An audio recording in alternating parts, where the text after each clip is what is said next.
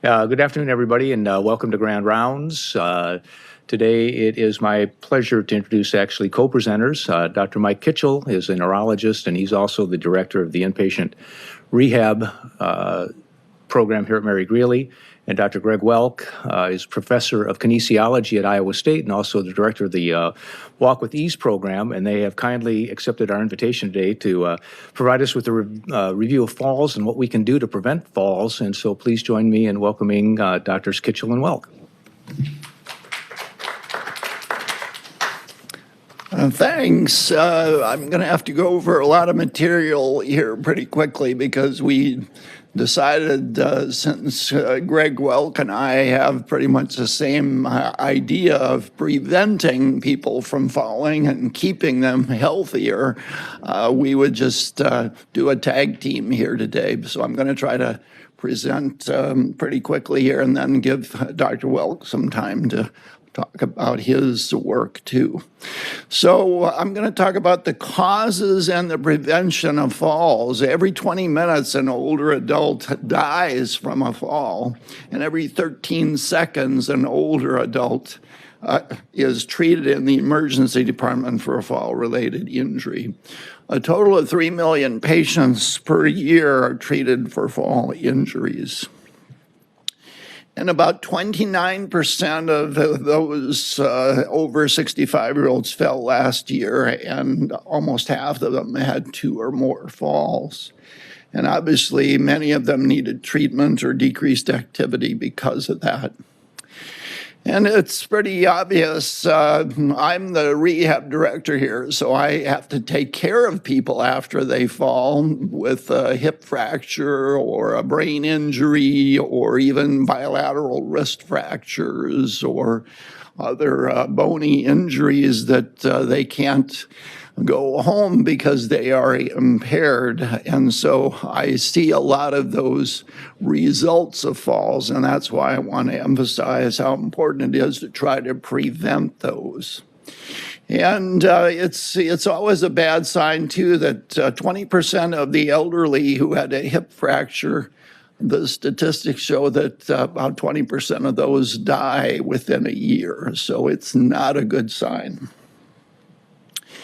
And a total of 33,000 deaths occurred in 1 year recently, and about 66 out of 100,000 of those falls will result in death. And then by 2030, it's estimated that 49 million Americans will suffer a fall in 1 year. And as we know, people who are on anticoagulants are really susceptible to more bleeding concerns too. $67 billion a year is spent on injuries due to falls, and 6% of all Medicare payments are for fall-related injuries. 8% of Medicaid payments are for fall injuries, and that, of course, includes some nursing home costs. So how expensive is it to treat a hip fracture? It's about $50,000 for one whole stay or their whole illness. That includes about 5 to 6 days in the acute care hospital and then in rehab or skilled care, depending upon where they end up, in another 12 to 20 days before they go home.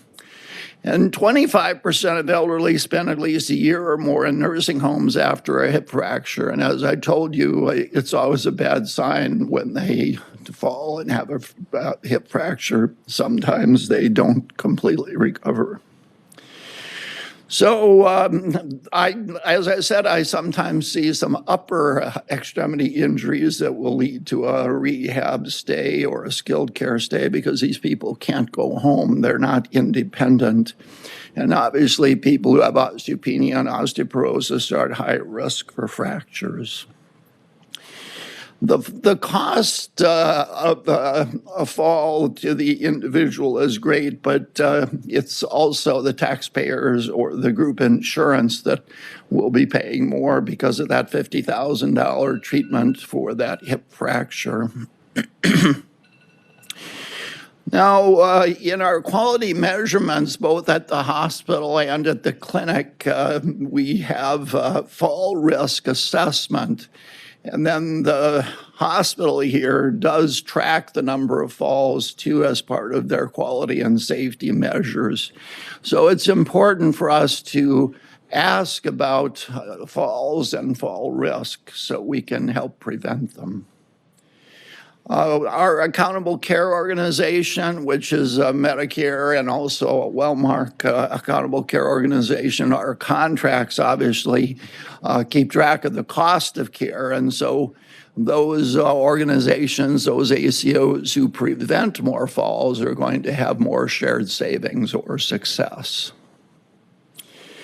And as we know, it's hard here at Mary Greeley to prevent people from getting up when they're confused. And so there's a lot of strategy, including alarms, robot movement detectors, and staff monitoring that's done just to try to prevent those falls, especially the serious falls. And then I'll talk a little bit more about those conditions that increase the risk of falls.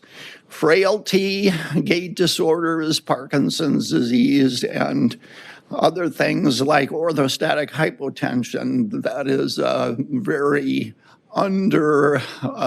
recognized problem when people have a low blood pressure that causes them to either fall or pass out. And vertigo is a very unlikely cause for falls, but I'll talk a little bit more about dizziness too, which is a nonspecific symptom. So gait disorders or difficulty with walking, those are getting more common as we all get older, and about half of the patients who are 85 and older will need a cane or a walker. The workup of patients who have some balance difficulty is going to include watching them walk, getting a tandem gait that is toe to heel, walking a Romberg, which is having the patient stand with their eyes closed to see if they sway or fall. And then we check for sitting and standing blood pressure to see if there's an orthostatic blood pressure drop. We also test them for proprioception. That means position sense, because some people who have a vitamin B12 deficiency have a lack of ability to sense the position in their feet and lower extremities. The workup of a gait disorder in a younger person will include a magnetic resonance scan. The more rapid the onset to in an older person, the more likely we'll need to do an MRI scan as well. If we do work up on our elderly patients and we don't find a definite cause, such as Parkinson's disease or fluid on the brain or multiple strokes, if the workup is negative, then we label their problem with their walking and their balance as a gait disorder. Now, Parkinson's disease is a relatively common cause of difficulty with the gait, and not all patients who have a Parkinson's syndrome actually have a tremor, but they tend to shuffle, they tend to have trouble getting up and initiating their gait. They have a loss of arm swing, and they tend to lean or have a stiff posture. They have slowing of their alternating motion rate testing. That's either flipping their hand over or tapping their fingers. They do have a masked face. That means they don't have much expression in their face. They don't blink as often. They have a low voice, and they can be dysarthric. That is, their speech is slurred. They can drool and have some trouble with their swallowing too. So a very common cause of patients having trouble falling and being independent is frailty. And frailty is a condition of being weak and delicate. Age is a risk factor, but it's not always predictive of being a frail person. As I said, at age 65 to 74, 27% of those patients reported falls. After age 85, 37% report a fall each year. Frailty is often avoidable if the person is motivated to stay active and exercise, and Dr. Welk will talk a little bit more about ways to help those people not be so frail and not have a tendency to fall. Gait and balance difficulties are not generally due to arthritis, but obviously people who have arthritis are less likely to exercise and less likely to be in good health. Now, medication is also an under-recognized problem in elderly patients. I recently had a patient that came to rehab who was on opioids, benzodiazepines, and Ambien to help him sleep. So he was obviously a little impaired, and I don't understand how at age 88 that is a good treatment with opioids, benzodiazepines, and a sleeping medication. We got him home after 2 weeks, and he was a new person by the time we got him home. Sleep medication like Ambien or Lunesta will increase the risk of falling by 9 times. Antipsychotics like Risperdal, Abilify, Haldol, those antipsychotic drugs also increase the risk of falling by 9-fold. Sedatives, muscle relaxers, those increase the risk of falls. Anything that makes people a little sedated will do that. Antidepressants also can do that. Not as much as the other drugs that I talked about. But any drug that reduces blood pressure can also increase the risk of falling. And as I said, opioids and benzodiazepines are notorious. Any person who's on a combination of opioids and benzodiazepines needs to be followed really frequently, and hopefully no elderly patients are on both of those. It's a bad combination. They did a study of hip fracture patients, and those people who fell and fractured their hip, the average person was on 10 plus different medications prior to their fall and hip fracture. Now, I don't have time today to talk too much about the specific diagnoses that a neurologist sees, but I just want to mention some of them. Progressive supranuclear palsy is a Parkinsonian syndrome.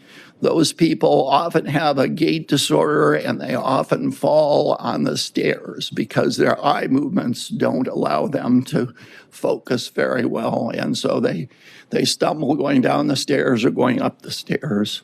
Multiple system atrophy is Parkinson's plus. They have an autonomic failure with an orthostatic hypotension.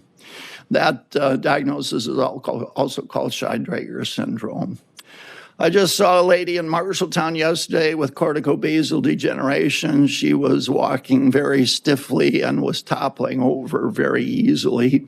She had some dystonia in her left hand and wasn't able to even use her left hand. Her physician thought she might have Parkinson's disease, but hadn't treated her. And so by the time I saw her, she was in pretty bad shape. Strokes can obviously cause an acute decline in gait and balance. If it's a cerebellar stroke, obviously they have ataxia. Lacunar strokes in the basal ganglia can also cause a Parkinsonian-like problem with their gait. There are other degenerative diseases like olivopontocerebellar degeneration. And of course, younger people can have multiple sclerosis, which can affect their walking and their gait. Some patients, especially diabetics who have a really severe polyneuropathy, can have a proprioceptive loss, and they can lose their balance easily too, as well as have weakness in their legs that makes them more likely to fall. Normal pressure hydrocephalus is something that neurologists can see that is treatable. Some patients with spinal cord pathology, like cervical stenosis that does cause a cervical myelopathy, can cause them to have some balance difficulty and a spastic type of gait. And some patients that are elderly will not mention that they fell and banged their head because they didn't think they lost consciousness, but some people can have a chronic subdural hematoma, and those need to be picked up quickly. Dizziness, I'm not going to spend too much time about that. It's often a very vague symptom.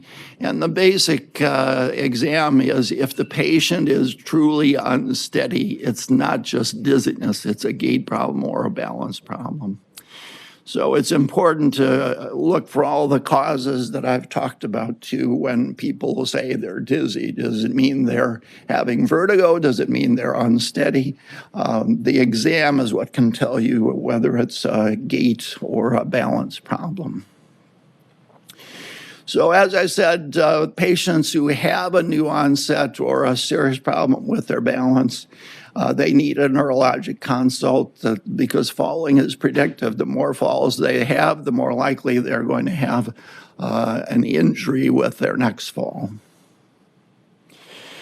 So frailty is not inevitable, and so Dr. Welk will be talking more about exercise as medicine. And we have a lot of other options in the community here. Primetime Alive has some exercise programs for older patients, and Greg will talk about his programs at Iowa State. Some of these are done in concert with the City of Ames, Parks and Recreation. There's Heartland Senior Services that can help with exercises. And there's an NIH website for walking and exercises. And if the patient has severe problems with their balance and walking, they need a physical therapy consult. So exercise can help prevent falls, medication adjustments, vision testing is important too. Obviously, when people are walking in the dark, they're more likely to trip over a rug or something. Don't hesitate to ask them at home, do you have a lot of clutter around? Do you have some throw rugs you can get rid of? Make sure that in the winter the surfaces aren't very slippery and they are very careful not to fall. So the more severe the gait or balance difficulty, as I said, the more likely the patient will need some formal physical therapy.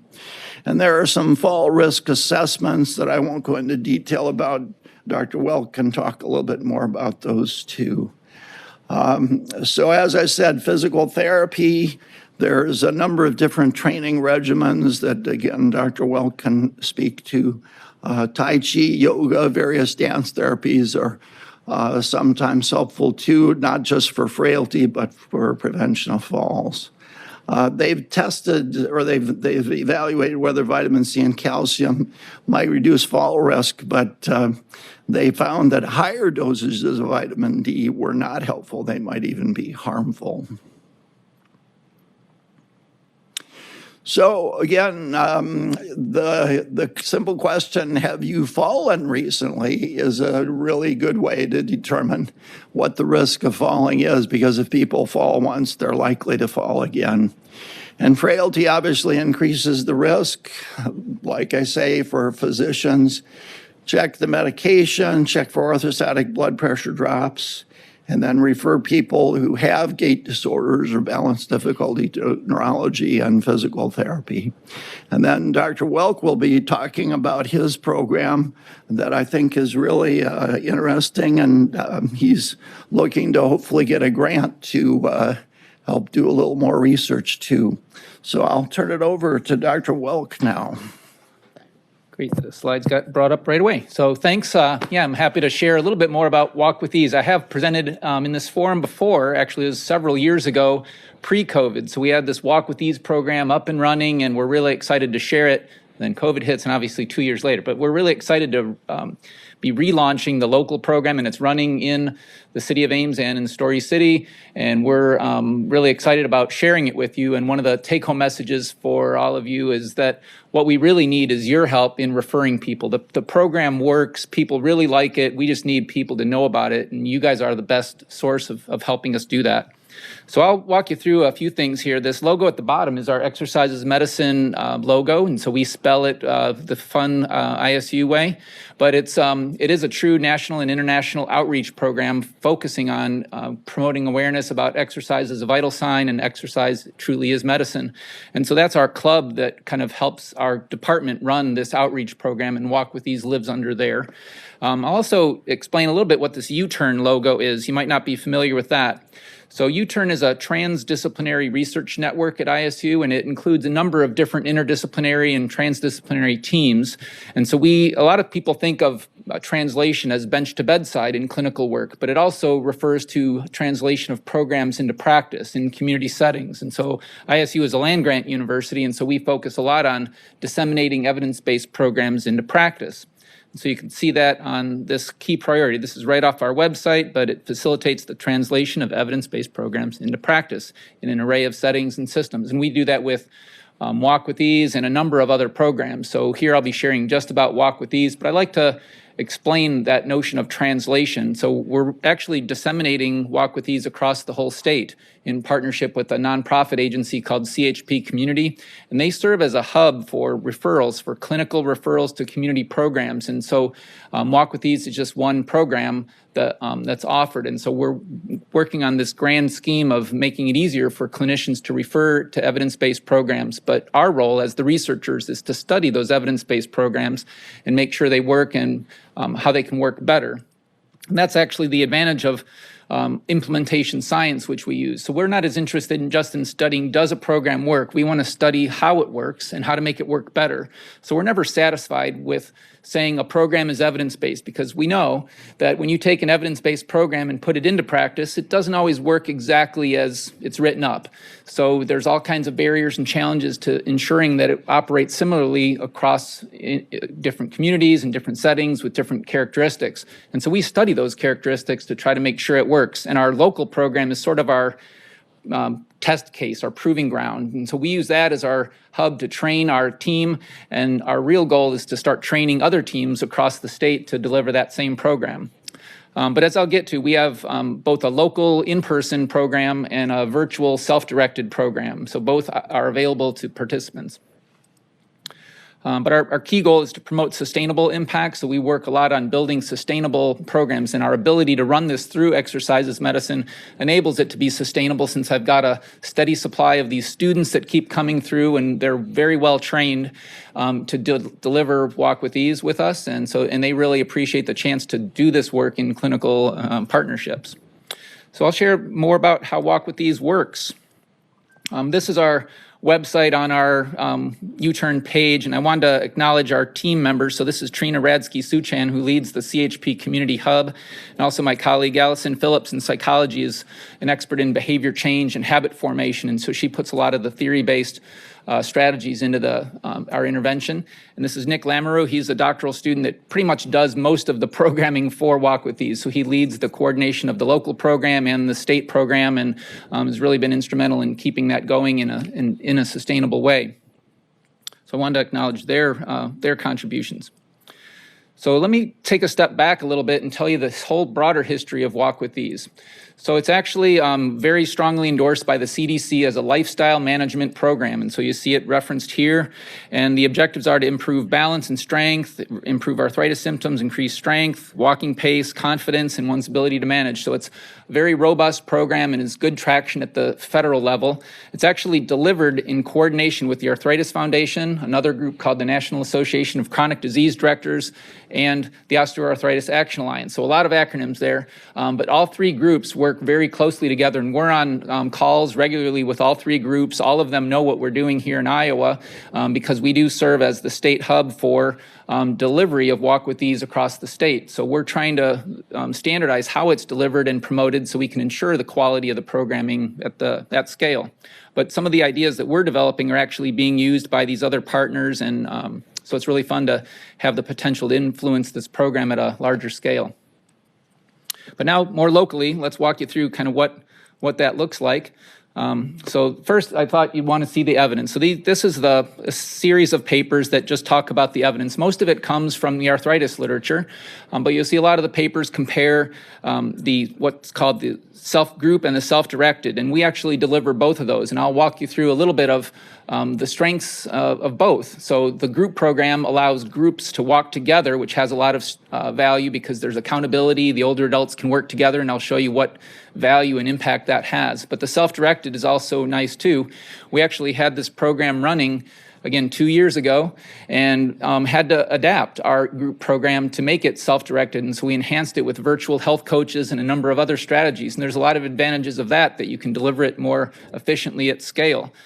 So we've been building this evidence base over time. But the main point I was going to share with you about the evidence is that all of it is informing the broader base that Walk with Ease is a good program for any condition for older adults in general. So it has a lot of breadth. I did want to draw attention, and apologize for the blurry slide there, but I wanted to draw attention that May is National Arthritis Month.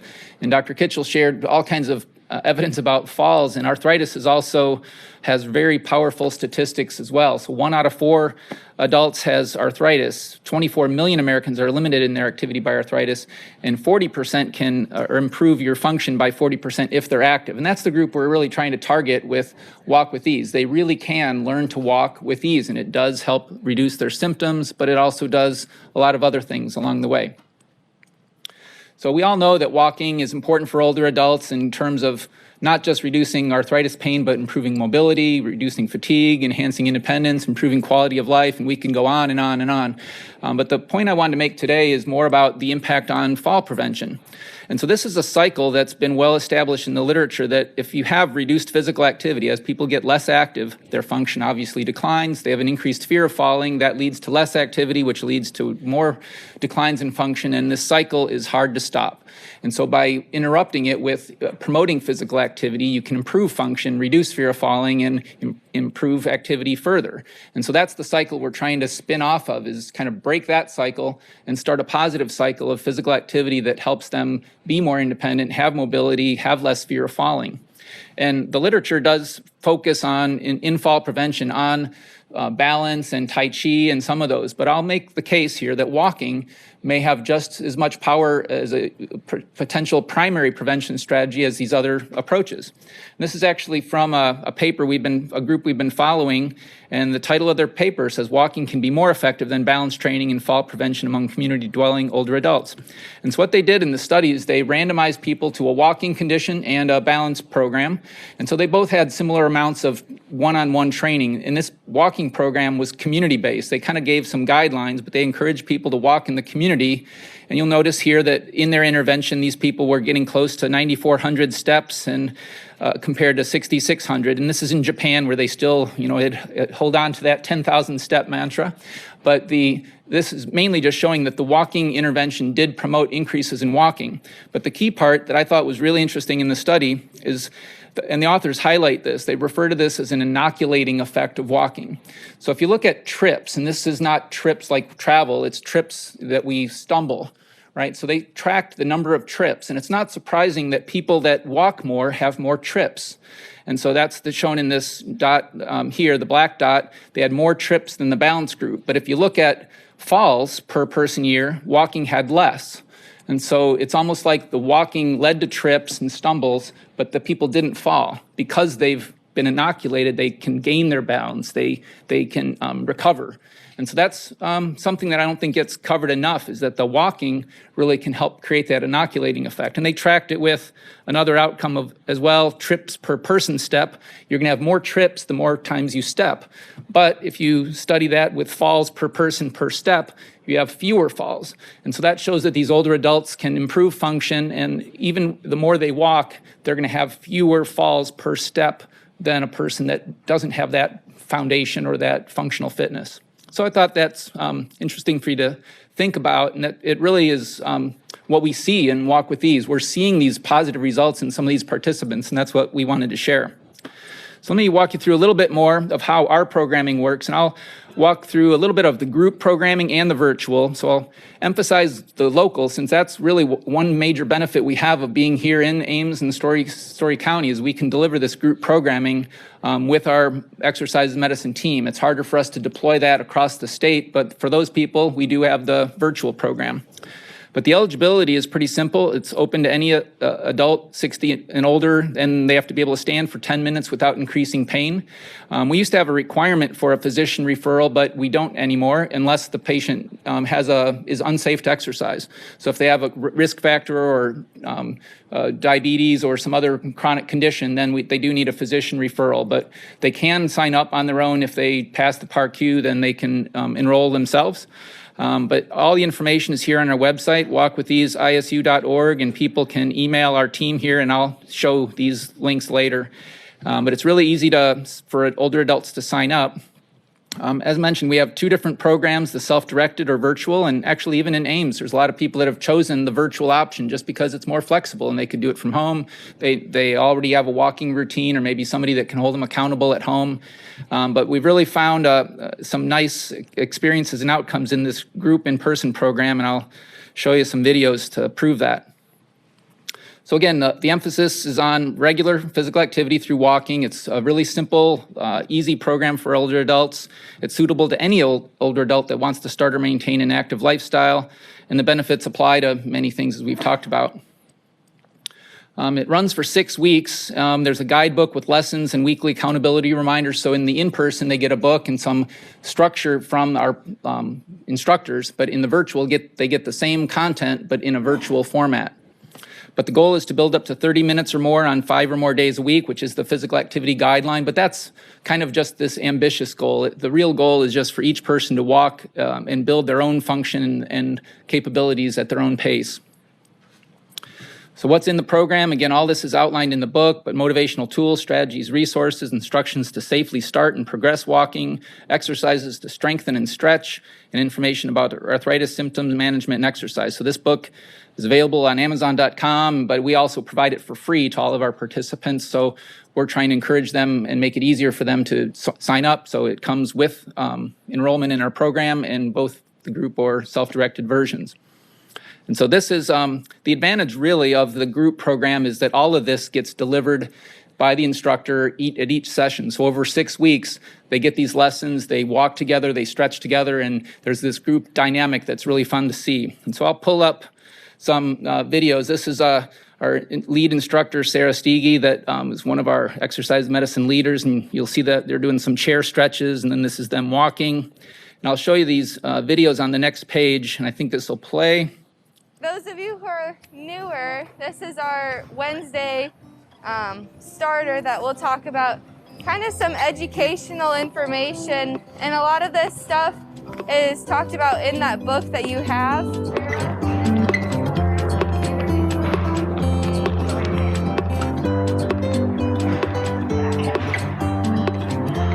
And it's just been such a joy to get to know them, and they want to know why we do a warm-up, why stretching is important, why do we cool down at the end and do more stretching. I think a lot of them could testify too to say how much better they feel as they've been walking and how the mood boosts, and it doesn't matter the age, but to keep moving as we get older, and the more important it is.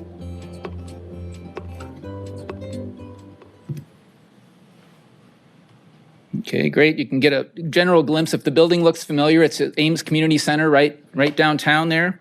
But I'm going to pull up one more video. That video was done to characterize what Sarah does and what her experiences are. But I'll bring up the next one. This is the second video. This is from the participants' perspective now. They have some interviews, and I thought this is nice for you to see as well. Week of wearing your red monitor, and that's why we wanted to get that information at the beginning, is it's kind of showing us some of that sedentary time.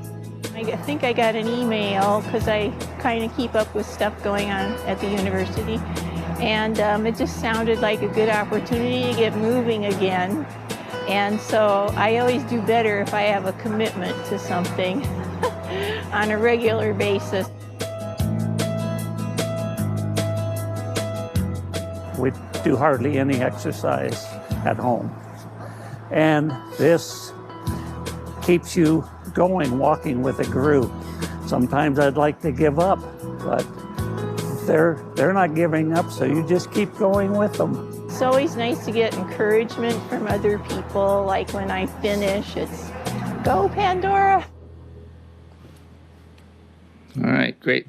Let me slide this one up. This is actually a more relevant story to switch to. So again, that shows you what the participants are experiencing in that. And the Jim, who was on there on one of the slides, he's the group jokester. So every day he brings a new joke, and everyone looks forward to the joke of the day that Jim's going to tell. And so we have fun having Jim. And some of the people have finished the 6 weeks and they don't want to stop. And so fortunately, they don't have to. They can come back after. And they keep coming. So one of the gentlemen, they fill out a little card where they track their step counts every day, and he filled up his card, but now he's writing on the backside because he's continuing to track his steps every day. So it's really fun stories. I almost get tears thinking about it. But that's why we want you guys to promote it. We want to bring people to that program.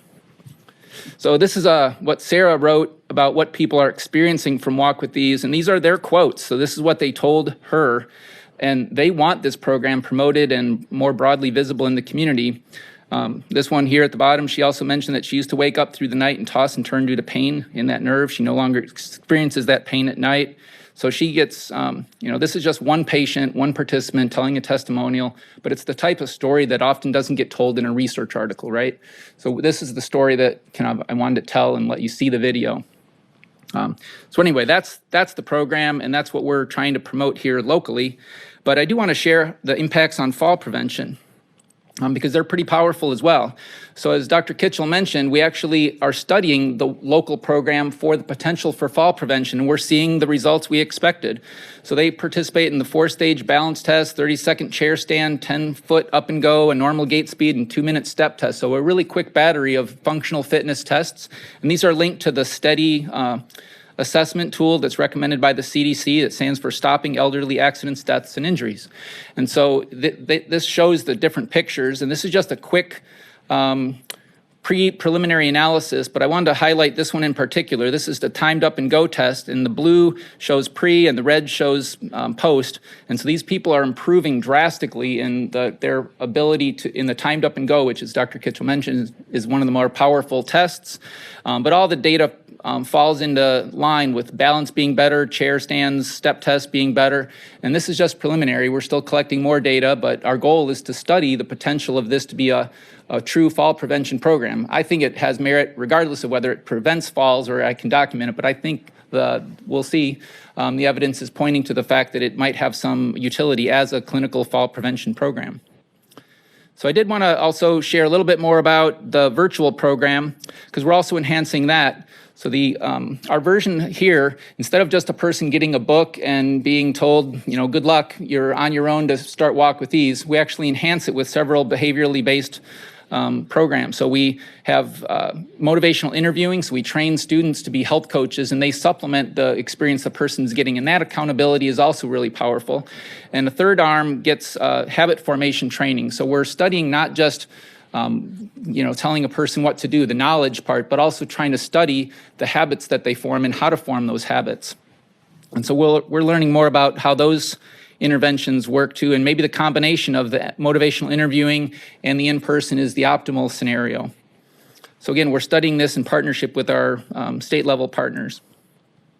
And the goal is to get, again, clinicians to refer through this hub into Walk With These and then to continue to study and deploy this at scale.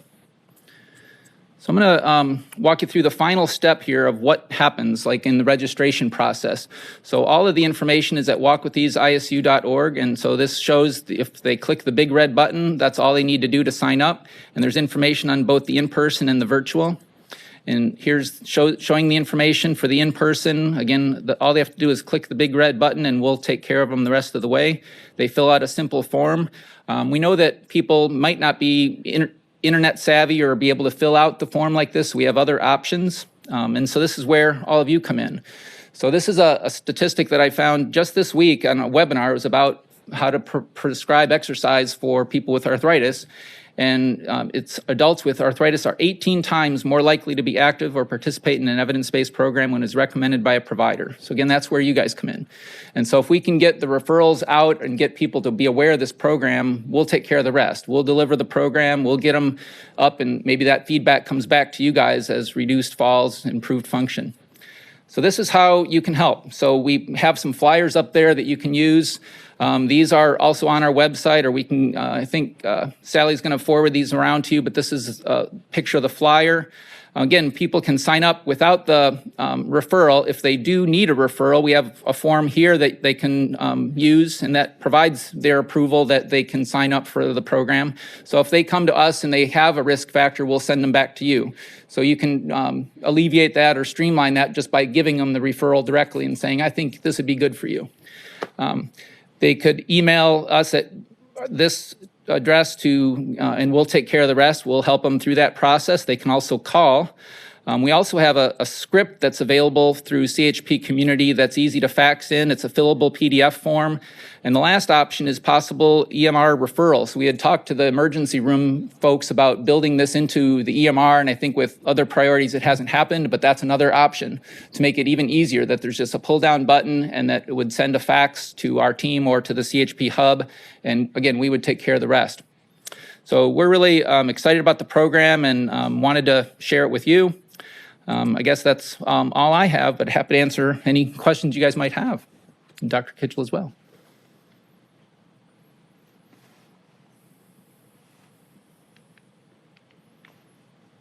Yeah.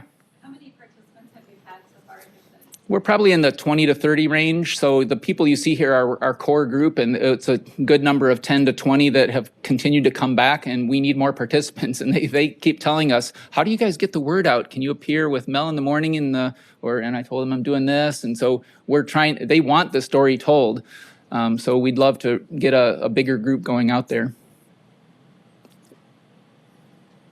In that cohort of people, that 20 or so folks, have you been able to track and see any significant reduction in fall rates that they might? Yeah, we do have a long-term assessment. So after they do the 6 weeks, they get kind of a pre-assessment of steady and then a post, and then we have a 6-month follow-up. So we don't have anyone through that 6-month follow-up, but that'll be a survey-based instrument that captures fear of falling, have you fallen, those types of indicators.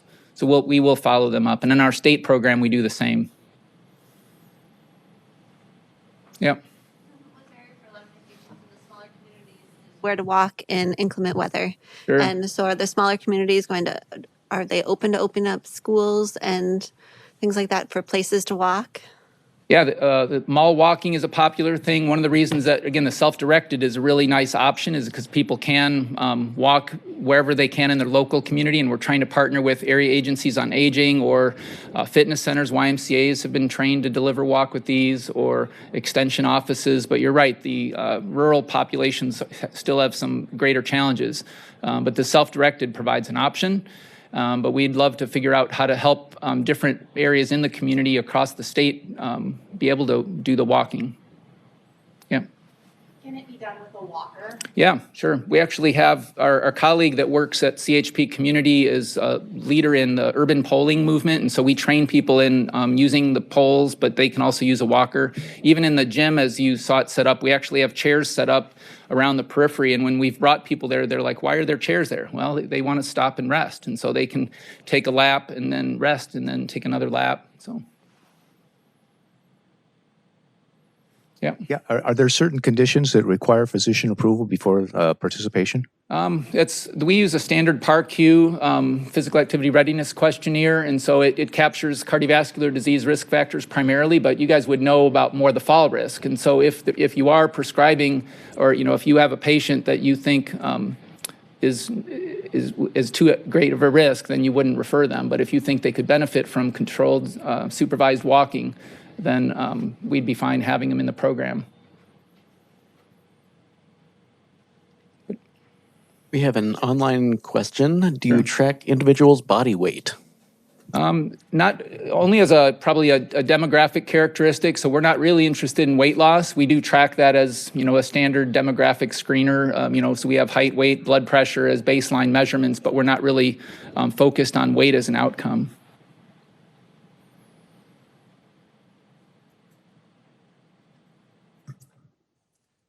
Good questions, yeah. I think one of the videos that you showed was participants stretching and whatnot. Mm-hmm. Is there anything else that they're doing as a kind of a pre-warm-up, post-activity type of activity versus just the walking? Yeah, it's an hour-long session, and it's very choreographed and scripted. They get about 30 minutes of actual walking, and we time that. But at the beginning, there's kind of welcome session, and there's a little bit of a discussion of the topic for the week, and then they do stretching and strengthening at the beginning, and then they walk, and then they also do that at the end, kind of a cool down. So the breaks at the beginning and end are also really good for kind of the social time and the connection time, but that's the time that they stretch and strengthen. Have you seen a significant dropout rate with this? So far? No, very little.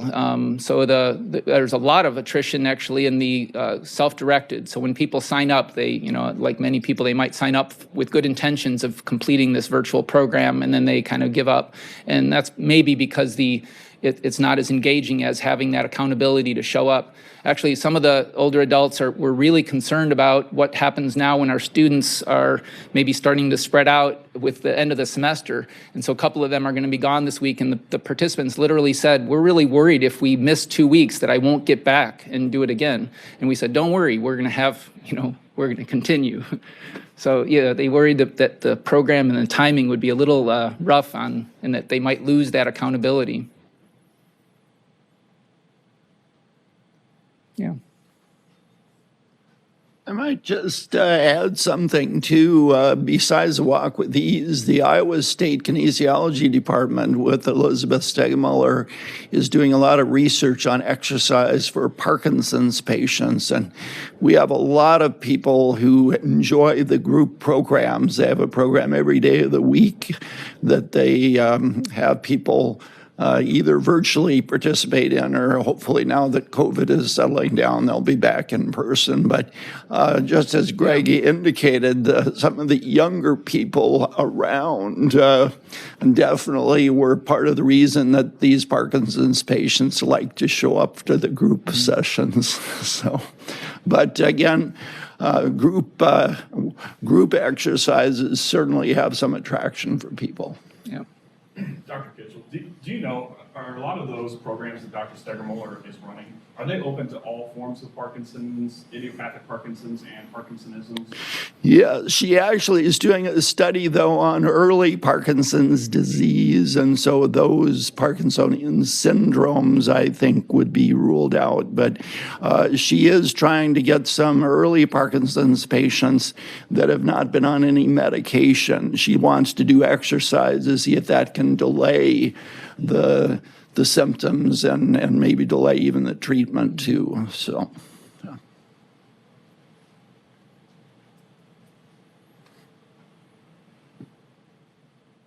Any other questions?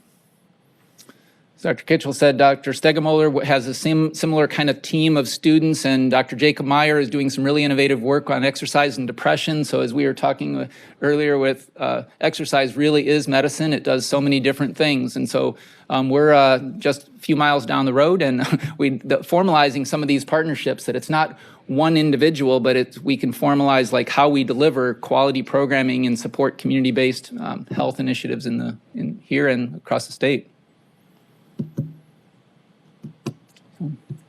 Thanks. Thank you.